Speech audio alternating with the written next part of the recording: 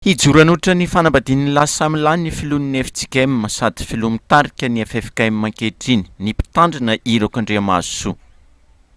Tonga amin'ny tenin'ny ankizy hoe ny bidonay dia efa mipetraka. Ary ny anay dia mazava. Izahay dia tsy anaiky mihitsy ny fanambadian'ny lehilahy samy lehilahy, ny vehivavy samy vehivavy.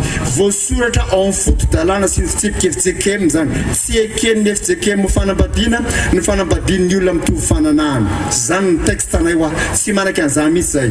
Notsahiviny teto Ambatondrazaka fa efa tamin'ny taona 2007 ny efa nankatoavin'ny fiangonana voalohany tany Eropa ny fanamasinana fanambadian'ny lasa amilany izay tsy araky ny soratra masina ny sodomita. Fanambaran'ny FFKM. Ny FFKM dia manambara fa tsy araka ny soratra masina, tsy araka ny tenin'Andriamanitra ny fanambadian'ny lehilahy samy lehilahy. Ary misy toy izao ny fanambarana nataon'ny FFKM. Koa manao antsoavo ampitondra eto amin'ny firenena izay.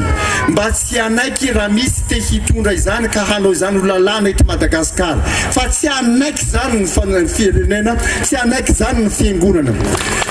Tsy anaiky izany ny fiangonana. Raha misy solombavam-bahoaka voafidy ireo te hitondratondra an'izany ny tsy mba zaza dia hifanatrika amin'ny fiangonana izy.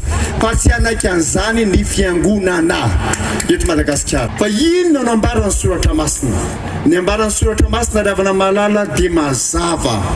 Ny olona manambady lehilahy samy lehilahy, ny vehivavy samy vehivavy tsy miditra ny fanjakan'Andriamanitra. Teto Ambatondrazaka nandritra ny famaranana ny fiaonam-ben'ny synode apartany fa 5 SP5 Ambatondrazaka vaovao no nanambaran'ny filohan'ny FJKM izany. No marihana tamin'ny diabe nanerana ny renivohitra Ambatondrazaka teto fa mijoro ary miorina amin'ny finoana ny fiangonan'i Jesosy Kristy eto Madagasikara. Synode apartany Ambatondrazaka vaovao.